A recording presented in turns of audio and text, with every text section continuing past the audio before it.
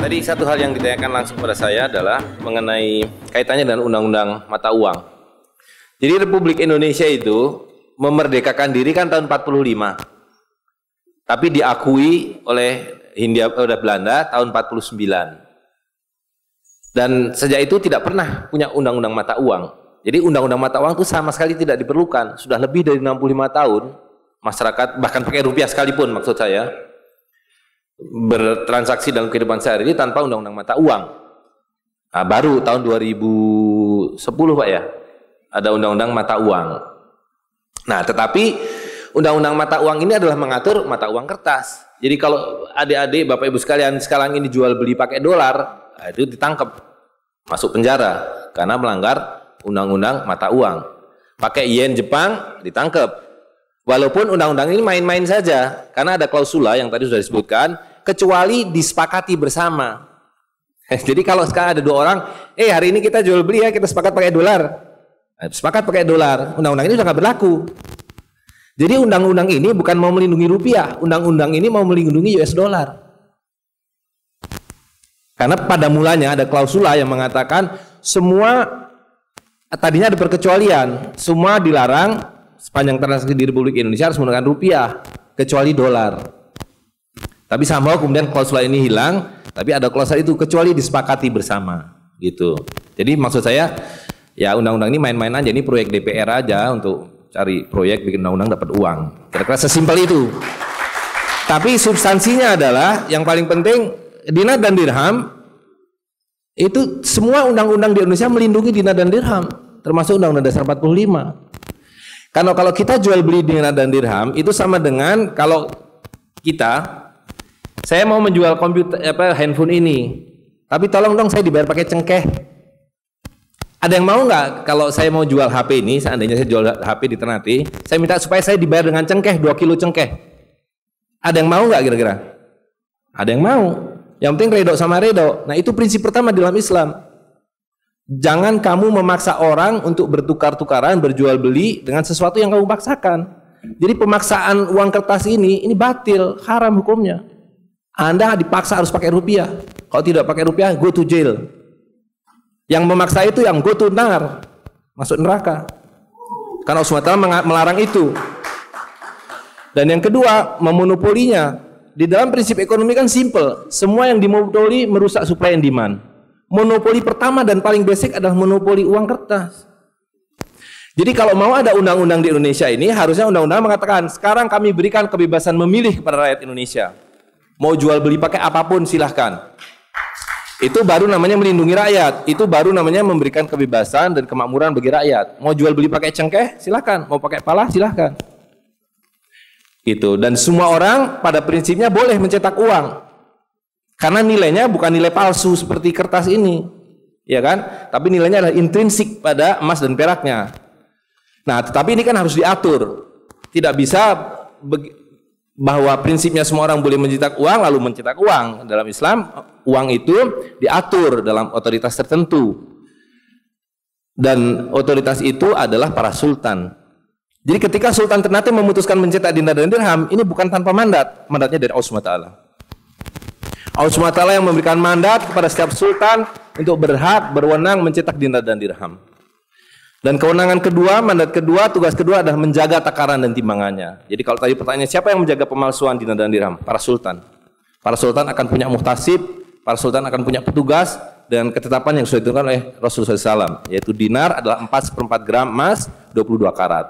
Jadi kalau ada koin emas yang kurang dari 4 gram, 4/4 gram dan kurang dari 20 karat, boleh.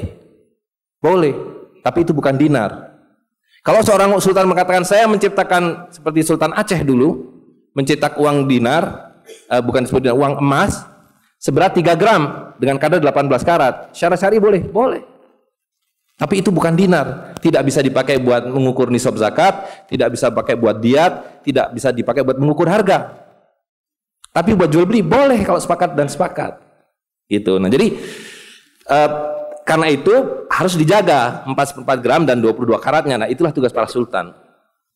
Gitu. Jadi otoritas itu ada. Nah, dalam satu hal bahwa sistem ekonomi politik yang sekarang berlaku Jadi ini dua pilarnya. Pilar pertama adalah pilar politiknya, dan kedua adalah pilar ekonominya. Pilar politiknya adalah nation state yang tadi saya sudah singgung, dan pilar ekonominya adalah paper money, uang kertas. Di dalam Islam, pilar politiknya adalah sultannya, para sultan, dan pilar ekonominya adalah dinar dan dirham. Dan karena itu ini melekat pada keduanya. Karena itu berbahagialah masyarakat Ternate.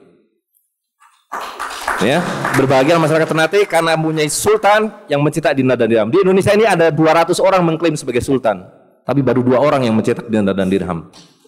Dengan kata lain, baru ada 2 orang sultan yang mengatakan mulai hari ini saya patuhi Allah SWT, saya patuhi Rasulullah SAW. Dan salah satunya ada di Ternate. Dan karena itu patuhi, dengarkan, taati Sultan Ternate. Gunakan dinar dan dirham.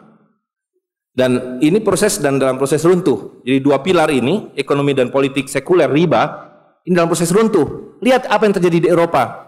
Setiap hari semakin buruk, semakin buruk, semakin buruk. Lihat yang di Amerika, semakin hari semakin buruk. Karena ini janji Allah SWT untuk menghancurkan riba. Ini adalah awal dari runtuhnya kapitalisme. Dan karena itu tugas para pemimpin muslim, para sultan, untuk menyelamatkan rakyat ini dengan mengembalikan dinar dan dirham ke kantong Bapak Ibu sekalian.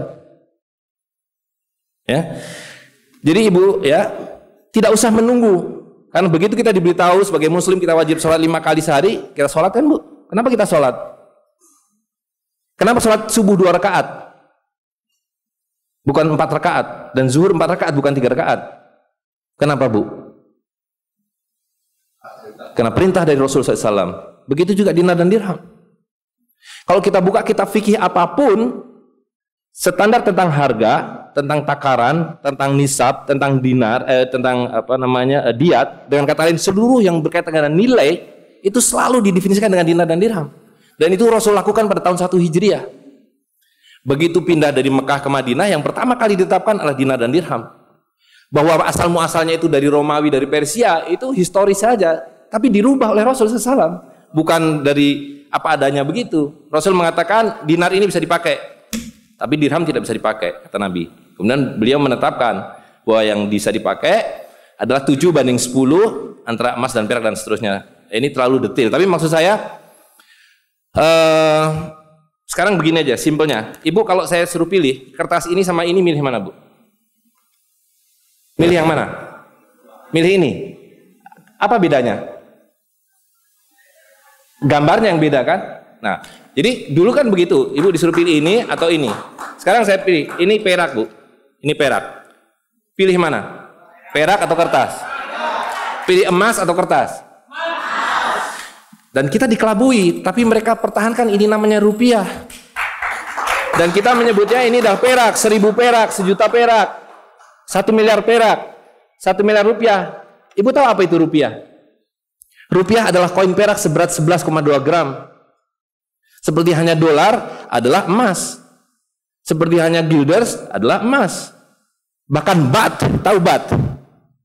Mata uang Thailand, itu adalah berat, ukuran berat bu. Jadi dari dulu yang disebut secara fitrah, manusia itu selalu menyebut nilai itu dengan substansi, dengan berat atau dengan volume. Nabi mengatakan kamu takar atau timbang.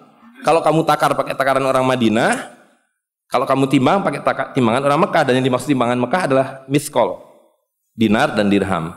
Nah ini yang oleh para bankir tadi yang saya ceritakan, substansinya diambil, timbangannya diambil, tapi namanya dipertahankan. Ini baht juga namanya, dolar juga, pound sterling juga, rupiah juga. Tapi tidak ada rupiahnya, tidak ada peraknya. Ini rampok bu, perampokan tapi dilegalisir. Dikasih undang-undang oleh pemerintah. Mau diteruskan yang begitu? Mau dibiarkan cengkeh ibu habis dan diganti dengan byte komputer? Pala ibu habis diganti dengan byte komputer? Karena itu saya mohon adik-adik para jawara Ternate nanti berkumpul dengan Pak Abdurrahman, Ketua Jawara. Bagaimana membuat seluruh penduduk Ternate menjadi jawara? Ya, ini tugas masa depan. Sebelum ini ambruk, nanti kalian ikut ambruk. Percuma kuliah di Unkhair nanti, ya kan? Kita song-song kebangkitan kemakmuran ini. Saya kira demikian. Assalamualaikum warahmatullahi wabarakatuh.